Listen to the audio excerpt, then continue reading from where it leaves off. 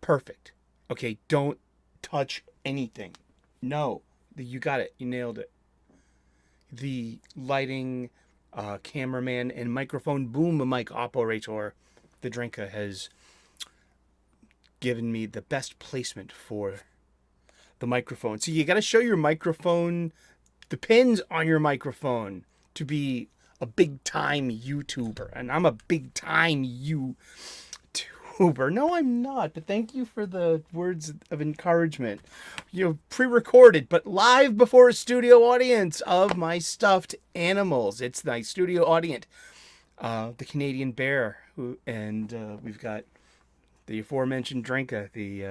He's our union shop man here, and my executive producer, Pika. And you, thank you very much. Oh, you, for coming to this Comics Coffee Table, 3 p.m. U.S. Eastern daily. And on Sundays, we review the new comic books I read this week.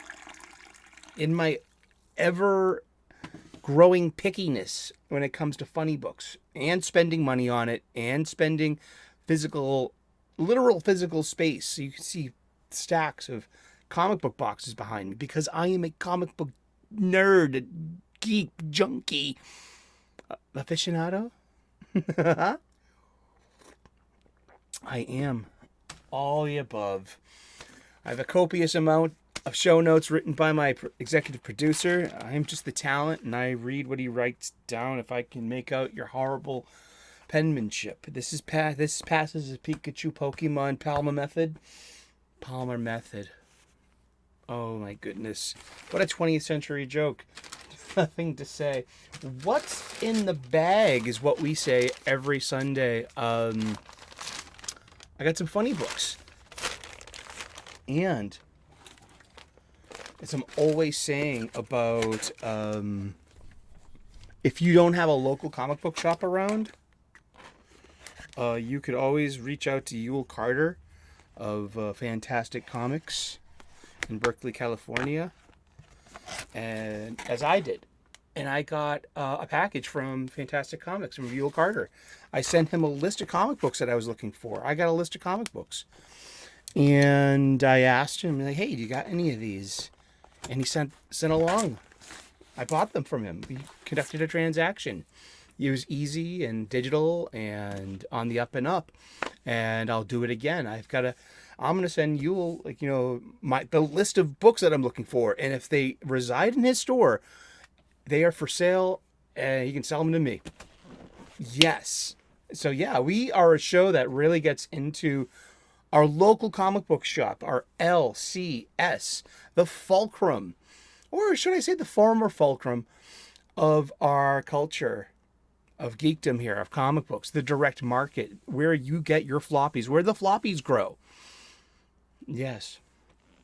And these leaves from trees of ideas. These are reconverted trees. I love being romantic about this stuff. We will save this for the end.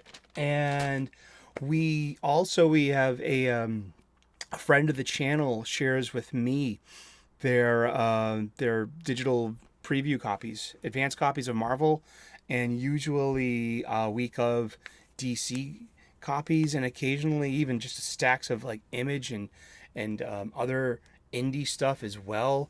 I got to read Fish Flies by Jeff Lemire, and that was, people have been talking about that. And see, that's a comics comic, a COMIX. I need to bone up on my ASL if I'm going to actually even try. I wouldn't want to insult anyone in the deaf community out there.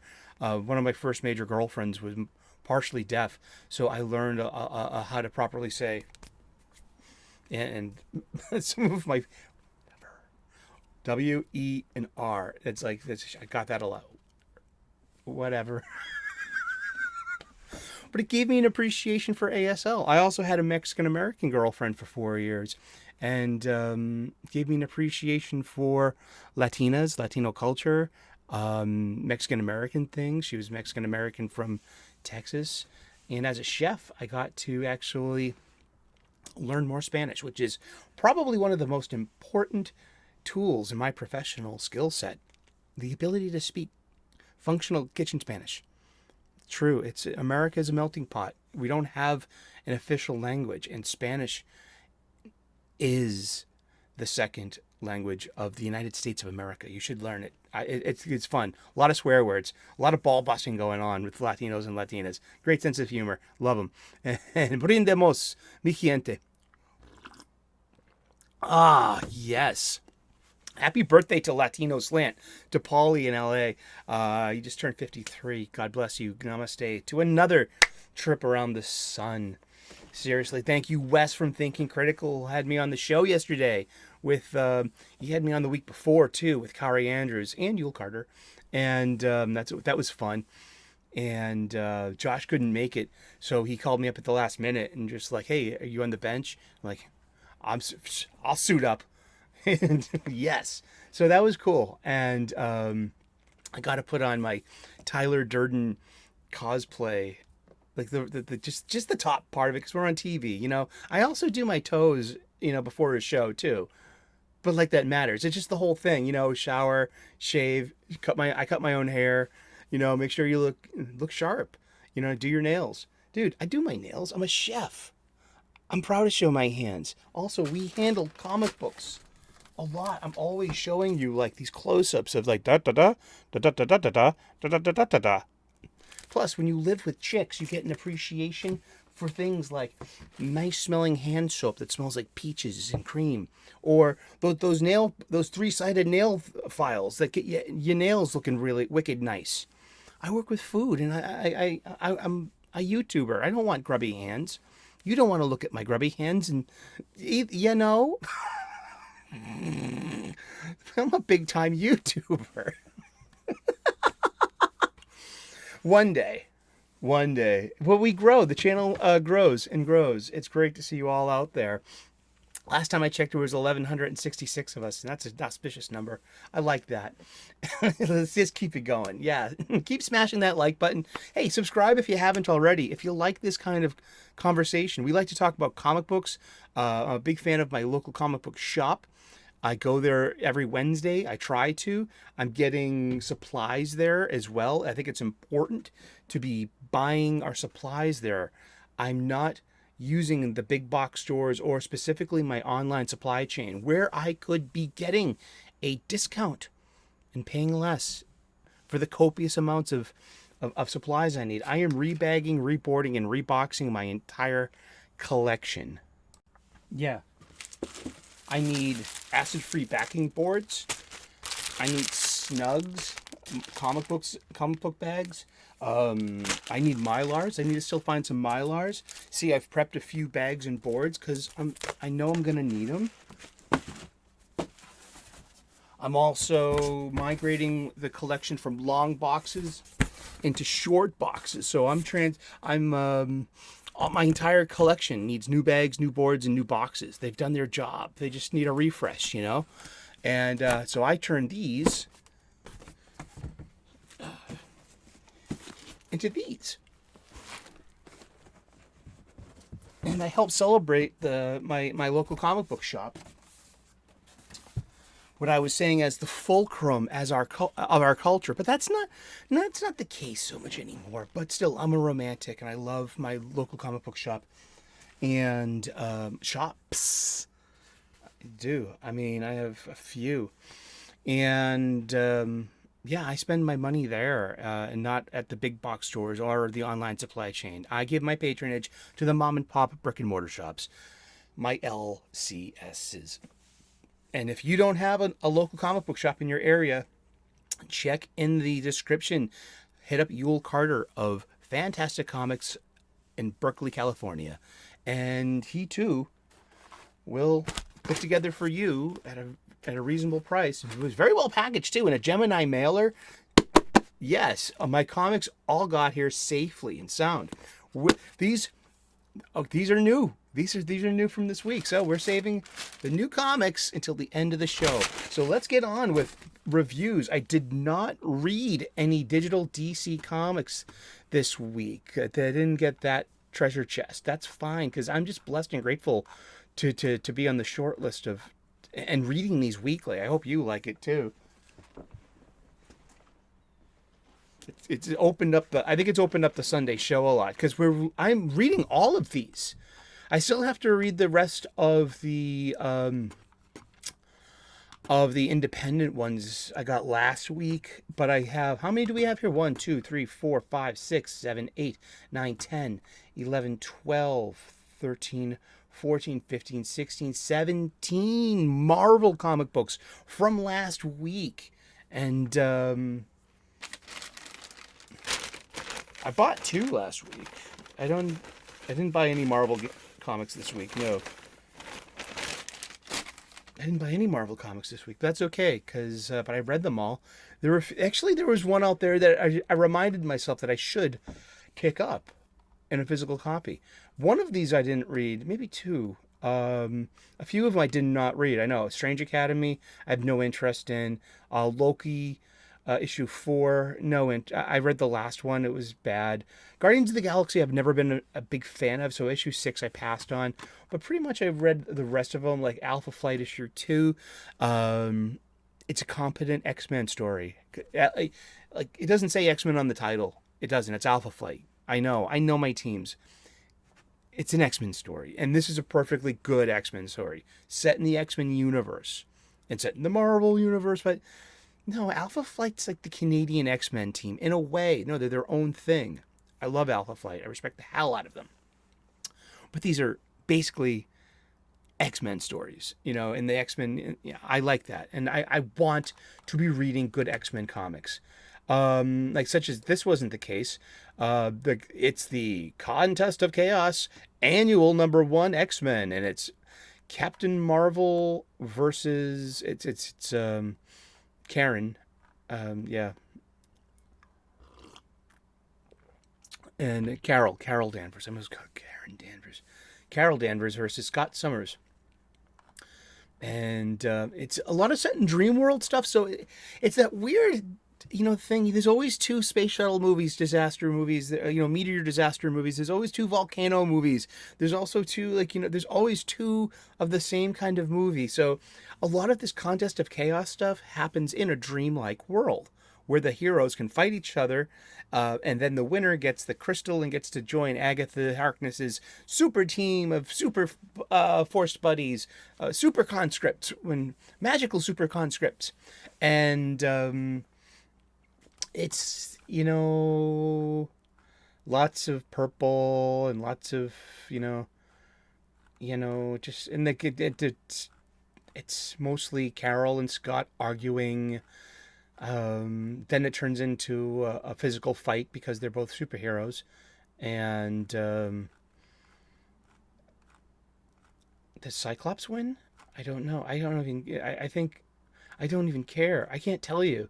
I mean, there's only one left, and it's the Avengers annual. I'll probably read it next week or coming soon. But yeah, 28 pages, $4.99. Wasn't my cup of tea. Yeah, but Wolverine number 37, written by Benjamin Percy, but art by Juan Jose Reap. That was really, really good. Really tight pencils and line art, and it's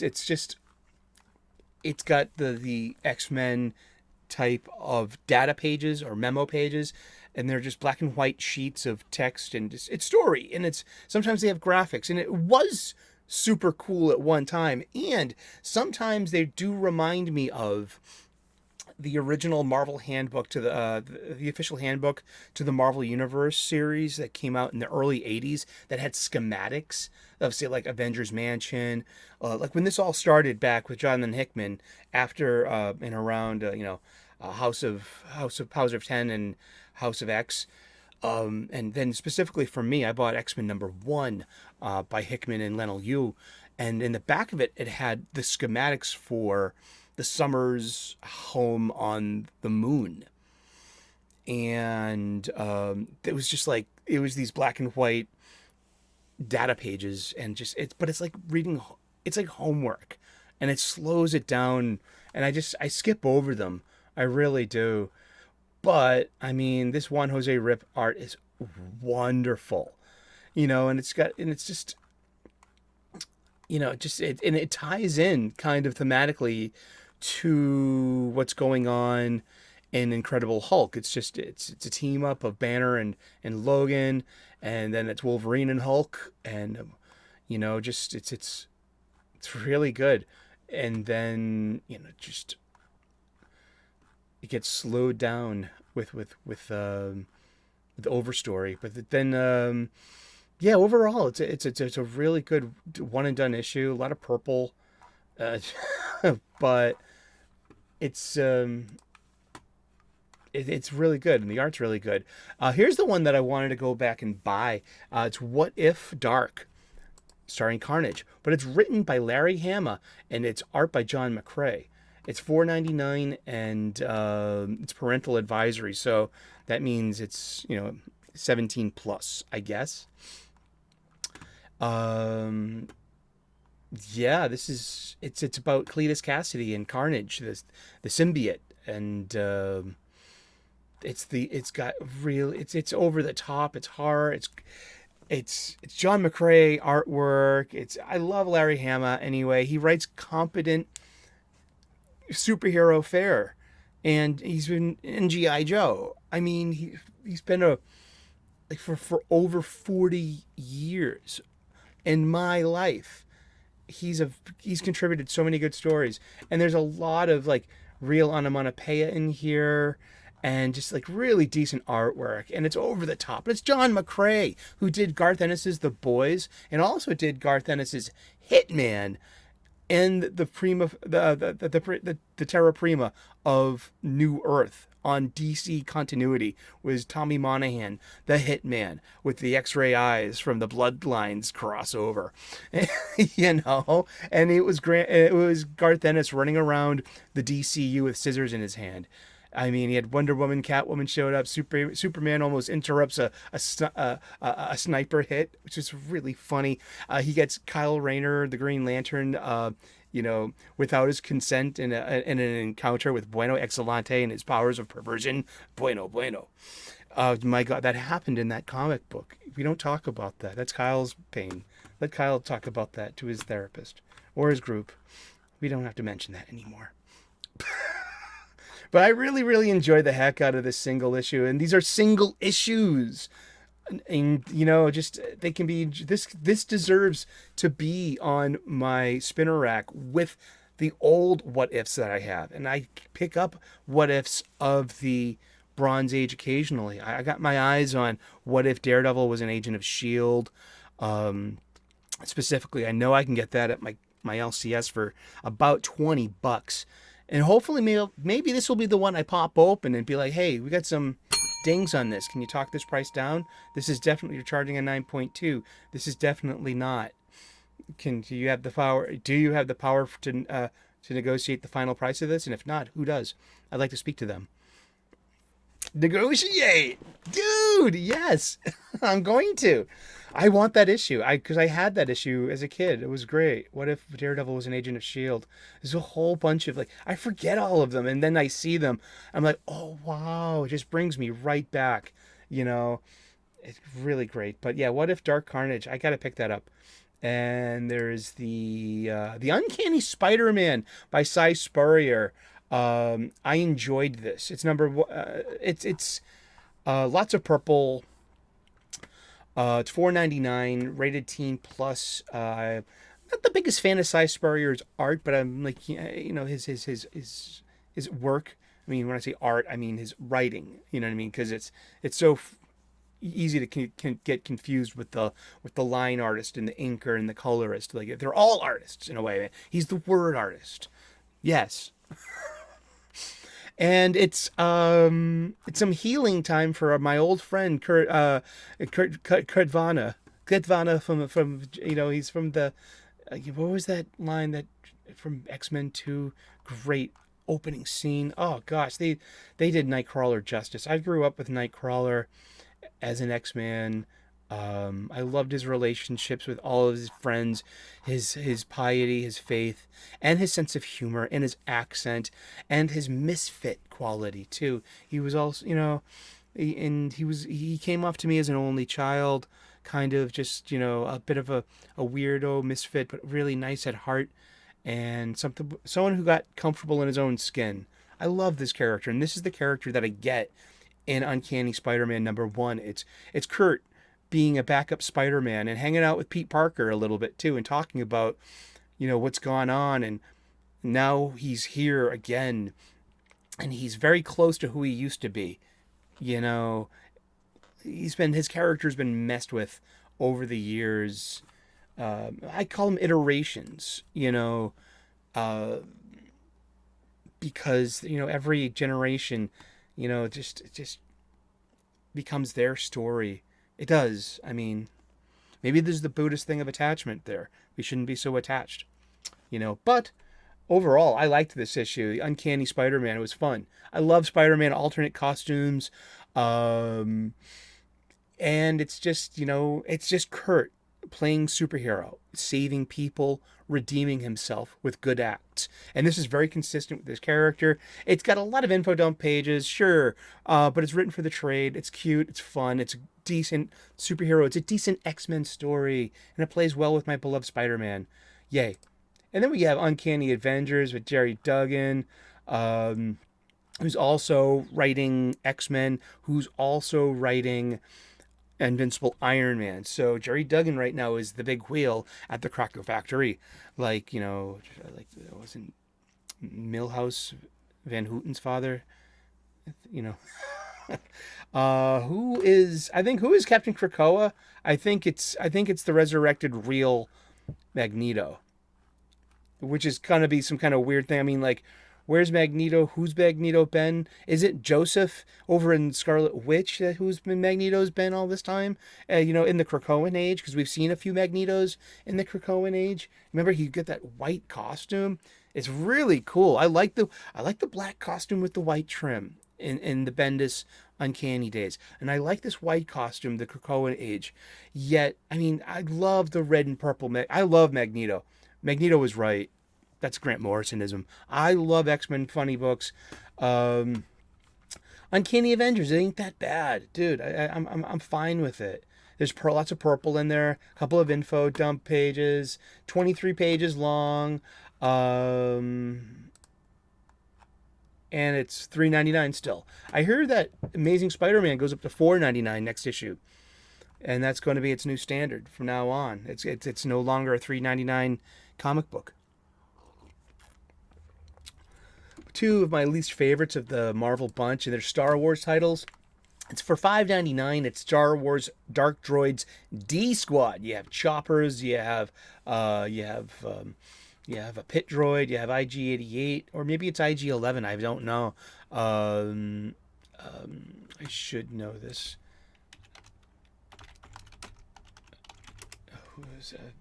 Forlom, because I had to look up Zuckuss's droid, because when we were kids, the action figures had switched names. But Forlom looks like a protocol droid from the head neck down, because from the neck up, he's got like a very insect-like face head. It's because Zuckuss is of an insect people, so he his droid represents his people, his culture, and that's interesting, huh? It's always been that way too, since 1980, and their first appearance on the bridge of Darth Vader's Super Star Destroyer, the Executor, in the bounty hunter scene from The Empire Strikes Back. I love Star Wars, but it doesn't suck. It's cutesy-ootsy, it's droidy-woidy, it's digital, and I'm fickle, and especially when it comes to Disney modern Star Wars. I mean, it's just Chopper and R2 arguing, and it's cutesy-ootsy, fartsy-artsy, and it's whateversies. And, but it's written by Mark Guggenheim, who does decent fare when it comes to these kind of stories. And that's that. I mean, it's Star Wars content. Then there's also Star Wars Bounty Hunters number 38. It's Star Wars, and it's bounty hunters, and it's the dark, and it's the Dark Droids crossover. Yeah, so it's Bounty Hunters issue 38 for $4.99, 23 pages. Okay, there you go. I mean that's the $4.99 price point is here, kids. We've been talking about it for a while. It's been $3.99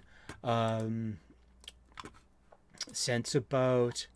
Look it up right here at the Comicron Vital Statistics / Median Cover Prices.html hypertext markup language. From the $3.99, it went up to $3.99 in 2010, dropped back down to $2.99 for 2011, but the median price of comic books has been $3.99 since 2012. Comicron statistics only go up until 2019 or 2020. Also, that's when comics stopped being transparent with their numbers. They don't have to be transparent with their numbers. It causes fuel for all of this YouTube sphere. I mean, I, for one, am not into counting other people's money, especially rich people. I mean, what's cui bono? How does that benefit me? Seriously, I gotta look out for me and mine. You know, I got a mouth to feed and a Pikachu, and to keep him stocked up in bourbon, and to make sure there's plenty of fresh fish for the Canadian bear. They get hungry, you know, like salmon, fresh from the trout. Fresh from the river and trout. Reminding him of the cold Quebec mornings, n'est-ce pas, mais oui. Strange Academy I didn't read. Let's look at it real quick. It's Carlos Hernandez is writing it, Julian Shaw is doing the art. It's got it's Solve for X Part 2 of 3. It's Strange Academy Moon Knight. Yeah, whatever this is. I just passed on it. It just it didn't, but here's one that we kind of got into just a little bit. Now Benjamin Percy wrote this, and it's from 20th Century Studios imprint of Marvel Comics. So it's using a non-canonical Logan, but using his previous appearances as just storytelling. So it's kind of is it in continuity? I don't think it is. Does it have to be? No, I don't care. It's fun, and it's good use of characters, and it's Predator versus Wolverine issue number 1. And I've read a lot of Benjamin Percy lately with these pirate booty stacks, but let me tell you, so I've read enough of his stuff that he's just one of the Marvel bullpen writers. There's a couple of them. They just and they write basically the majority of all the comics at Marvel right now. They have a short staff, and that's fine. I mean, at least you have some unit, you can actually probably have better continuity with the Duggan stories over on Uncanny Avengers, X-Men, and Iron Man right now. I mean, and then Benjamin Percy is just, I'm seeing his name everywhere in all these Marvel comics. And so I have to say that this is the best Ben Percy story I've read. And this is pretty good. It's it starts off in some kind of, almost in this kind of now, and it's Logan on the run from the Predator, and he's taking a severe beating, and that just goes on for a couple of panels, couple of pages. There's 3, and then it ends with Team X, which is Sabretooth and Maverick, and there's only a couple of pages and panels for that. So these are all the same writer, so it's got 3 different stories from 3 different eras, and the meat of this story is actually took me by surprise, and I really liked it. It's a young Logan story, and it's got pencils by Greg Land, and I'm really, and with inks by Jay Leisten. So it's got traditional art qualities, and I really appreciated that. So it's young Logan in the late what appears to be the mid to late 1800s, bone claws. Way before the adamantium, way before he gets traumatized by being a wounded warrior, before, maybe before the French-Canadian, was he part of the French-Canadian War? I don't know. I don't think he was part of the Revolutionary War, was he? Was he part of the Civil War? These are good questions, because I don't know a lot about Wolverine's exposed past. I know that Wolverine Origins was a huge and controversial thing. I pretty much skipped it and avoided it. And that was just part of my, my mid to late 90s. I wasn't really buying. I was on sabbatical for a few years. We've talked about this a few times. Basically, all these accumulation of comic books restart when I come back in 2001, and then really come back in earnest by 2005, where I'm like going to the LCS, unknowingly every Wednesday buying my own comics, my own floppies every week. I had a roommate who was doing that, so there would always be comic books on the coffee table every week. He bought them to like satisfy his addiction, so I was buying what he was reading, and I would occasionally go and get my own stuff. But when I moved out and the band broke up about 2005, therein starts like this accumulation of these almost 20-year-old long boxes, and they need new boards, new bags, and short boxes. But yeah, where did I go with that? I was like, I like this. It's a set period piece, set in a part of his life, and I like Bone Claws. I do like the Bone Claw, and it's young Logan versus a Predator, and so it's 3 different parts of his life, and because he suffers from that, like, it's either his mutant healing factor or it's a purposefully done amnesia where he's Logan's got this great cycle of perpetually forgetting his origin story. And it was so great for so long that he didn't have a set origin story because it was so mysterious. Yeah, give me old Logan, please. But this young Logan story, he appears to be in his early 20s. He's on his own in the middle of the winter in what could be like northern Canada, and then he's brought into some kind of Deadwood type of situation in like some frontier, gunslinging times, and he's set up, and his naivete gets him, almost killed. But we all know Logan's hard to kill, and this was before the adamantium, before Weapon X. I really enjoyed this story. It was fun, and the art looked great. I skipped Loki issue 4. I skipped Guardians of the Galaxy number 6. I was so happy not to have missed Deadpool Batter Blood number 4 by Rob Liefeld. Fun. It's just mindless fun. You got a lot of Cable, a lot of Deadpool, a lot of action. It's self-referential. It's a little silly, but it's fun and it's energetic. And it's meant to remind you of how much you might miss the authentic Deadpool. Rob Liefeld's Deadpool. I mean, I'm into it. I like this a lot. Dark X-Men number 2. This is like the Madeline Pride Goblin Queen. Is she Goblin Queen or is that a different character? Is she Red Queen? Or she Hell? I have no idea. It's $3.99 comic book for 26 pages, but it's her own X-Men team with her consort and lover and former brother-in-law Alex Summers, and there's like and Archangel's been like taken off the game board and killed, kind of.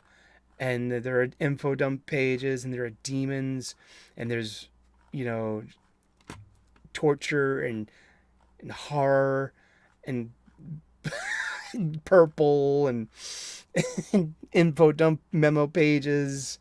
And it's got Gambit. I mean, Gambit makes it fun. And so, yeah, it's pretty fun when it comes to like the team dynamic of bickering team, But yay, it's all right. And as I said before, I want to like X-Men comics, and I want to read X-Men comics. And Dark X-Men's pretty fun so far. I mean, I had no problems with me. It's not great. It doesn't have to be great to be fun. Talking about, this is a great example for me of a modern comic that I don't like. It's for $3.99, 23 pages. Cult of Carnage Misery, issue 5. And I'm not bagging on the writers or the artists or even it's just, I don't know who any of these characters are. Um, let's see. Who's who? Is this supposed to be Black Cat's mom?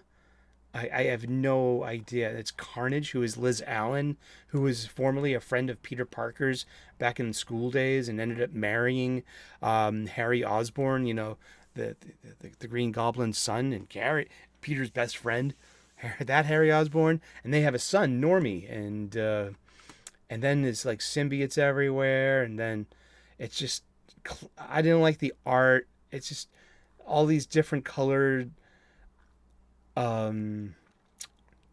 voice bubbles from the different colors of the symbiotes, and it's and at the end of it we put a symbiote on a chimpanzee and all hell breaks loose. What's next? Yes, symbiote chimpanzee. Maybe we've seen symbiotes on dinosaurs. Imagine if this monkey throws his poo at you. A chimpanzee is not a monkey. Chimpanzee is a part of the great ape family.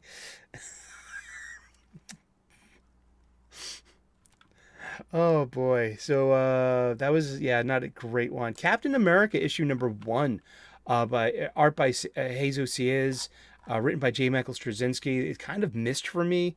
I think it's just I don't know. It's cute. It's fine. I don't have any problems with it.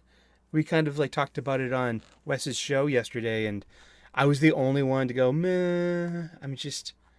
I don't know. I mean, I feel it's a lot of wheel spinning, and 33 pages. Lots of flashbacks to young Steve Rogers before before World War II even starts.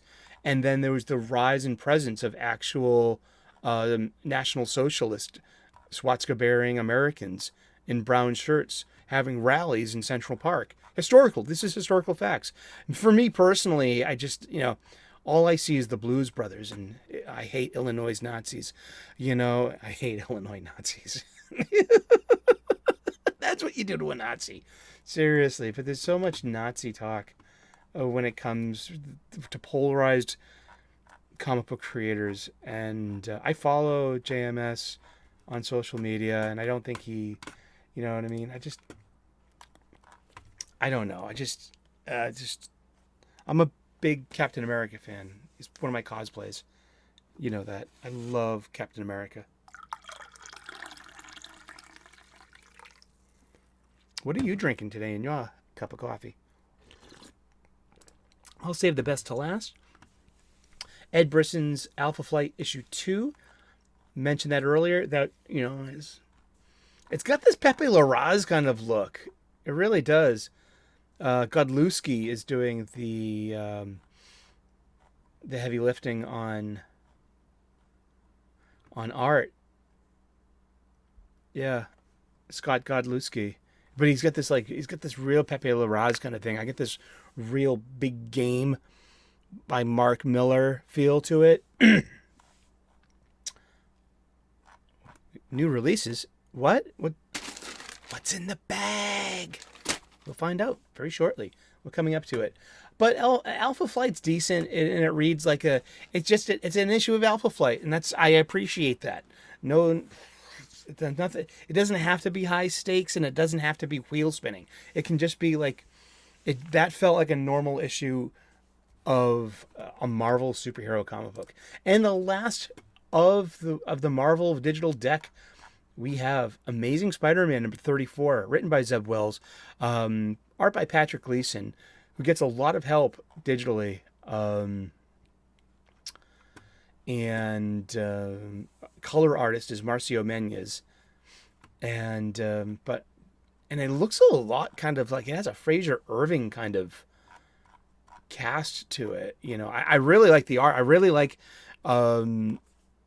this style, this theme that Gleason's usually when he got cleaner lines, and this is this looks a lot softer, a lot like, it's the digital coloring too. It has all the pastels and softness of a Fraser Irving work, in my humble opinion, but it's working. And I love the whole dark spider swinging, splash page. And it looks behind. You have the thunderbolt, the lightning bolt behind him, and the black sky, the full moon, the webs, the black costume. It's kind of overdoes it on the ha-ha-has, but that's a goblin ha-ha. But it's all cut and paste onomatopoeia. And, but it's a really, really, I think it's over, if I could have a version of this without the onomatopoeia, the digital lettering there, I think that would be awesome. This is a really great image. He draws a really, really cute Mary Jane. I like that. Because Mary Jane is very cute. I like the whole B story and A story mixing by the end of this. I like Craven Jr. being in the coffin with a way out, which is one round and a loaded gun. That's what Peter. Remember, in the original Craven's Last Hunt, Craven Sr. Has this no more games approach anymore, hunts down Spider-Man, drugs him, and buries him alive. And puts on the costume, the black costume, and he becomes a dark Spider-Man. And so this is a purposefully pastiche retelling.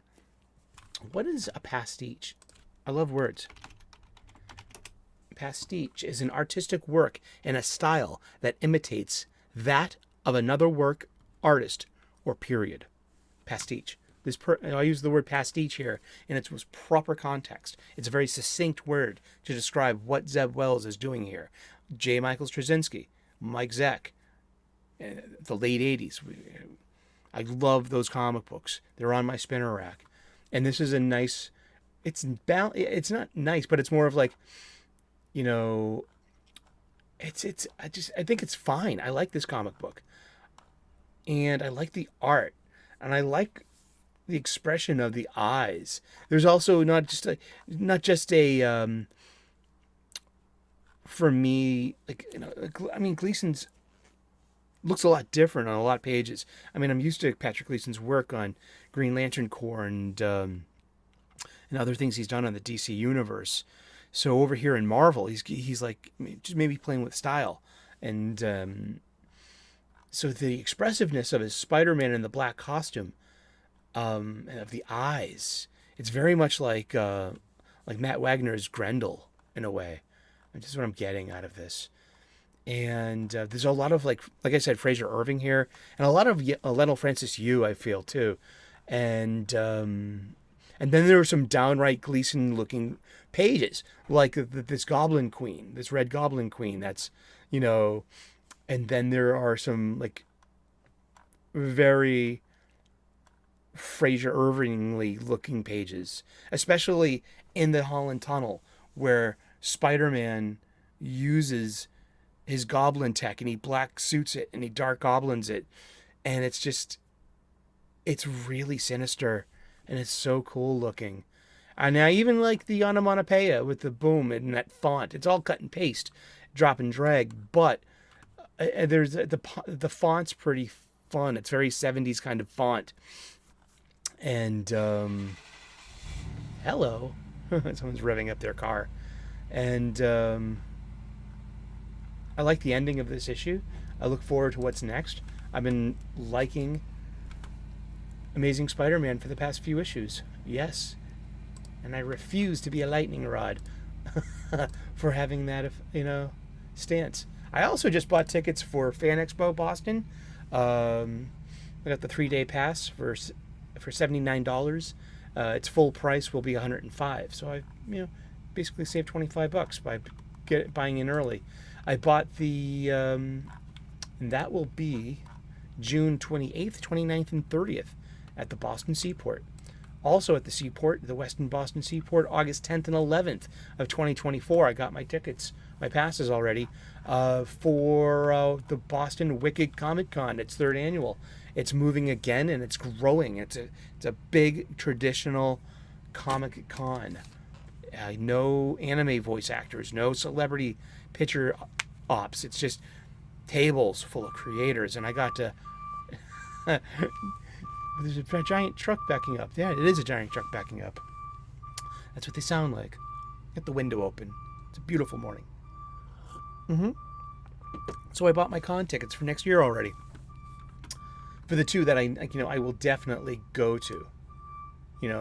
Then comes all the other cons. I got another solid invite from my beloved old friend Karen, who lives in Atlanta, for Dragon Con. But it's like the first week of school in September, so it's hard for me. It must be hard for a lot of people, but I'm blessed to have that opportunity.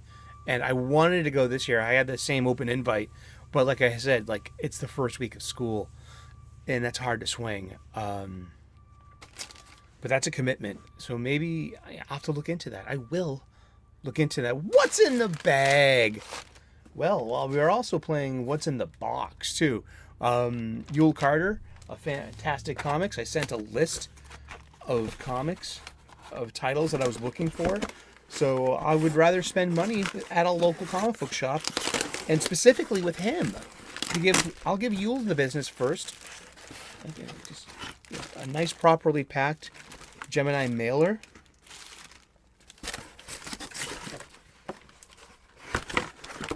Came within a week. I never used the tracking number, but I'm happy that it was given to me and that I could have used it at any time. But yeah, I got a package from Berkeley, California. It's gone from coast to coast. Yeah, from one bay to another bay. And I like it. A free comic book day bag. Not only do you get the ubiquitous brown paper bag, you also sometimes get swaggy house stuff, which is great. I mean, it's free comic book. It's the first Saturday in May. See, this is like a timeless piece of merch too. It's like there's no year on it, and it's always the first Saturday in May. So it's like, this is great. This is a relic, and this is staying. Some of the tape got stuck to it, but overall, it's just like, this is great. I'm gonna keep that. So what's in the bag? I asked him if he had Deathmate's Black and Red. He's had Deathmate Black, so I only need Deathmate Red. So whenever Image publishes that, oh God, this is a terrible comic book, but it's so fun. A comic doesn't have to be great to be fun. Deathmate was insanely fun, kind of convoluted and stupid, and over the top. Gosh darn it, it's a superhero comic book from the early 90s. It doesn't need your permission to be cheesy. It just is. And it's wonderful. This is just a wonderful artifact to a bygone day.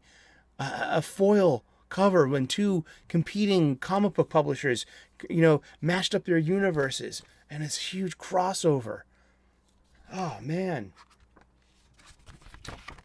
We'd like to look at ads here. We're going to look at some comic book ads of bygone era. Let's look at the indicia. We love looking at the indicia of comics here. 1993. Image published this one. This is great. Loving this. Beautifully drawn feminine forms. Look at that. That's Jim Lee and Scott Williams. That's Voodoo. I don't even have to look that up. That's just, you know your shit. This got so many people on it. Look at this murderer's row of inks and pencils. Scott got a lot of work. Brett Booth, Mark Silvestri, Greg Capullo, Will Portico. Gosh. Great stuff. Not the best, but gosh, this is my wheelhouse. I love this. I really do. Yule sent along as a gift because he knows I love Howard Chaykin, and I don't have any of these. He sent along 4 issues of American Flag from First Comics in 1986, I believe. Let's going to look at the indicia. 1986, Volume 1, issues 29 30, 31. Yeah, so let's look at the art. We got issues, just loose, Chaikin does the covers. Interiors, everything are being by Joe Staten here.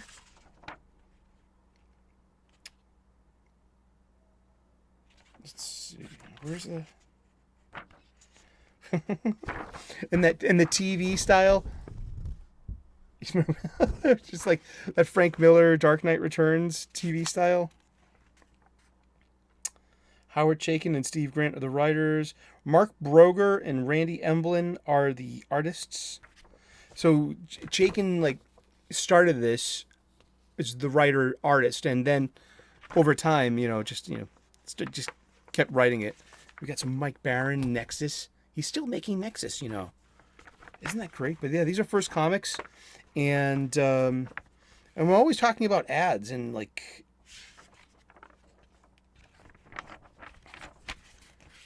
this doesn't have conventional ads. This has house ads. Yeah, this one's by Joe Staten. So this has Joe Staten art and Hilary Barta and Rich Burchett on inks. I don't even really know the story of American Flag. I got to look more into it. It's like set in some kind of alternate American future. Let's look it up real quick on the wiki. Let's look at the wiki. All right. So American Flag is an American comic book series created by writer-artist Howard Chaikin, published by First Comics. From 1983 to 1989, a science fiction series and political satire, it was set in the U.S., particularly Chicago, Illinois, in the early 2030s. Writers besides Chaikin include Stephen Grant, J.M. DeMatteis, Alan Moore, and John Francis Moore. American Flag ran 50 issues between October of 1983 to March of 1988 and was one of the first titles to be published by First Comics, an early alternate press comics founded in Evanston, Illinois in 1983. Unusual for its time, the company offered its freelance writers and artists creator rights, including ownership of their creations. Regardless, writer-artist Howard Chaikin, then living in New York City, felt trepidation when First Comics approached him to do a project. He recalled in 2010, "My concern had all and everything to do with the fact that this was a brand new company located in a suburb of Chicago. I'd always worked for companies I'd always visited and had day-to-day dealings with, but they talked about a financial plan that would make it possible for me to get out from under debt I had accrued working for a publisher, Byron Press, illustrating early graphic novels. It was encouraging, so I went home, I concocted a scenario with a pitch document, and that was it." Chaikin devised the series set in 2031, a high-tech but spiritually empty consumerist world in which the U.S. government has relocated to Mars, leaving what remains of the U.S. to be governed by an all-encompassing corporation known as the Plex. The series star is Reuben Flagg, a former TV star drafted into the Plexus Rangers and posted as the deputy of Chicago, Illinois. And yeah, that's American Flag, and now I have to catch up on some. And yeah, so this is all First Comic house ads in it. That's cool. Yay! That's going. I think that's going on the spinner rack. I asked Yule as well for this Sacrificers issue 2. Rick Remender, its new release as a couple of weeks, 2 weeks ago. This is the Eric Canetti variant cover, and that's the entire reason I got it. I got issue number 1 at my LCS, and I will be reading this. This is great art. I read this on a digital copy a few weeks ago when it was brand new, and it's got the goods. This is good comic book storytelling. Yeah. I got Nightclub number 3. I didn't care which printing it was because it was hard to find. I went to 3 different comic book stores in the area, always sold out, and you can't. And so yeah, this completes my Nightclub run in my Miller World. Speaking of Miller World, I had bald spots. And my Wolverine run here of Mark Miller, John Romita Jr., inked by Klaus Janssen. Enemy of the State. I got parts 1, 2, 3, 4, 5, and I'm missing part 6.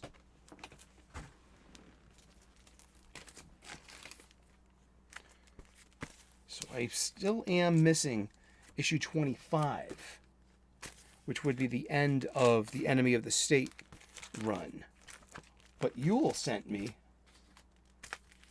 on request, issues 26, 30, 31, and 32. We'll talk about that real quick, too. So we got 25, 26, we got, 27, 28.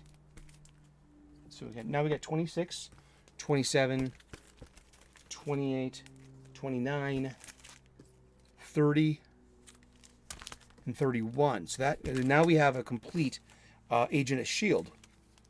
run. All 6 of them. And this is wonderful. It's Romita Jr. and Klaus Janssen for 12 issues. A whole year of this. This was like a really good year in comic books. And then comes this one, issue 32. I misplaced this memory in my head. I thought that Jim J. Lee did the art in this. No, it was Carrie Andrews, of whom I was on a show with 2 weeks ago over at Wes's Thinking Critical, his Comics Aficionados on a Saturday, and with Yule Carter too. This is one of my favorite standalone issues of any comic book in any series of any time. And this is a Wolverine issue. And this is, we were talking about Predator versus Wolverine and how it's a young Wolverine tale, and how I got a thing for pre-adamantium Bone Claw Wolverine. I like that. The Bone Claw reveal was amazing, and but this is just, it's Poland, 1942. This is standalone, and this is about real National Socialists and during wartime and the horrors they committed. So it's not like I object to that Captain America won with that. I just think it's,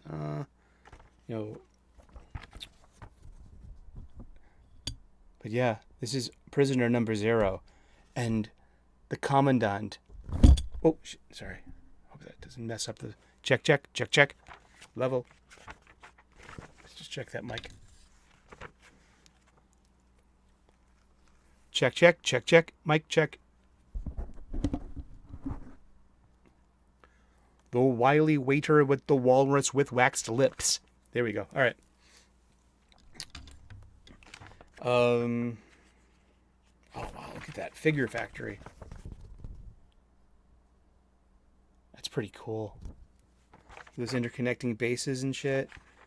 And here's the thing, they keep on taking Wolverine out to execute him. And he keeps coming back. Isn't this a hard image to it? Trigger warnings. And he keeps coming back. And so it's like, it turns into this like Twilight Zone ghost story where they keep bringing him out and killing him and shooting him in the head, and he keeps coming back and he keeps coming back and the guy keeps drinking himself into like, more and more of a it's great. I love this. And it gets such a... Ooh, look. Day of Reckoning.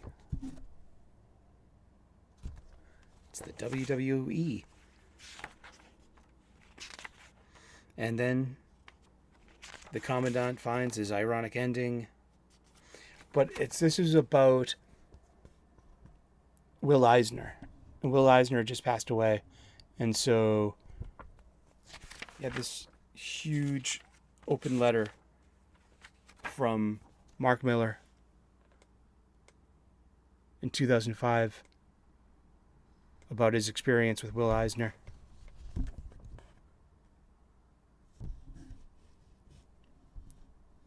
And yeah, I'm just keeping that on. So maybe you can freeze that and read it yourself at your own leisure. But this for me was I'm just very grateful to be reunited with this single issue. This is one of my favorite single issue comic books. And I shared some really good conversation time with the artist a few weeks ago. And I'm very blessed and grateful for Wes and Yule and for Carrie and for Doc and for everyone that's on these panels and these shows and this comic book sphere that I'm part of. I'm blessed and grateful. Thank you. And thank you, Yule and Fantastic Comics, for reuniting me with an old friend. Anything else in this stack? So yeah, so I just got a Yule. If you have Wolverine number 25, let's throw that on the list. PTS OTL. Put that on the list. That's right. What's in the bag? We got to wrap the show up. So let's wrap the show up with what we bought at the comic book shop this week in the ubiquitous brown paper bag, the flat, one could say. Haha. What's in the bag? All right. Ronin, book 2, issue 4, with the $7.99 cover price. No ads, on really good cardstock cover. The art in this is just, it's Frank Miller doing the breakdowns, and Daniel Henriquez does the inks and the tones. Usually he has Philip Tan do the finished pencil line art, and it gets inked by Henriquez. But this one is all Miller, and it's all black and white. And as Dan DiDio sold this to me at Wicked Boston Con last year, every page is a splash page. Look, splash page, splash page, splash page, splash page. I'm like, my jaw dropped. I don't even really like the story that much. I don't care. I'm not even. It's the art, and it's the visual, it's the sequential art, it's the pacing, and it's the quality. This is my cup of tea. I love this, and when it's finished, I'll go back and read it, and maybe it will make sense. Maybe it will be just as confounding as Ronin 1 still is to me, but all the same. This got the goods. This is a comic book with real lettering by John Workman. I mean, let's look at the indicia. Yeah, this is Frank Miller Presents. This is an independent comic book. FrankMillerPresents.com. He's got a whole line of hero books that you probably never heard of. Yeah, I mean, and he's really prolific. He's getting it done. I got one DC comic this week, and I bought it, and I paid money for it, and I paid $4.99. But it's Superman number 6. I got this specifically for the Gleb Melnikov art, and I like the pacing. I like the art in this. This is also too is very much reminiscent to me of Frank Miller, Klaus Janson. The big ass Superman spread page with their info dump. And see, yeah, that's fine. I mean, I think it's kind of necessary and welcome too, especially in a periodical. But look at that. I mean, wonderful looking Superman. I got this for the art alone. And, great action pages, good pacing, great sequential art. I mean, yeah, good. I'm in. I like this. What beautiful Lois Lane, who's the editor right now because Perry's on the DL. So Lois has to be the editor-in-chief of the Daily Planet. This is cute. Joshua Williamson writes a fun Superman, Clark, and Lois. I mean, it works. I'm like a mixed bag on Williamson, but this is great. I love it. Like, Clark's calling her Metropolis. Hey, Metropolis. I just realized I could have been calling you that this entire time, which is so cute in them. But this is really fun, and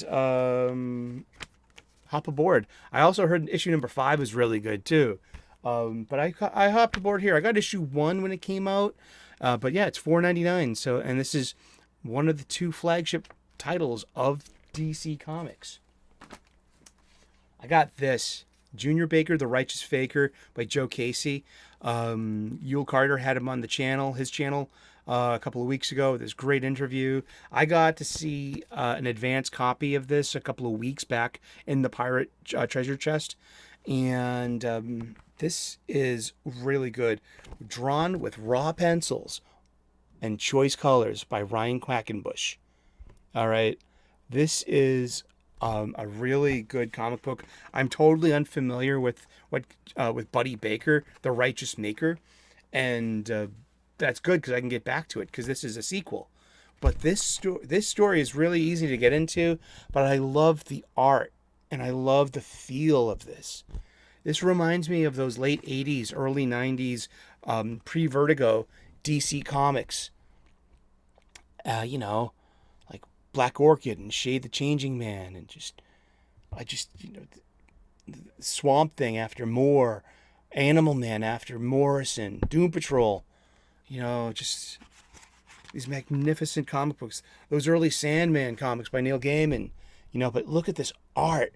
This is it's nice and extra thick. It went for $4.99. Rated M for mature. I believe it's going to be 4 issues long. Image Comics. So really nice cardstock paper. Very heavy grade of paper here too. Really looking forward to this.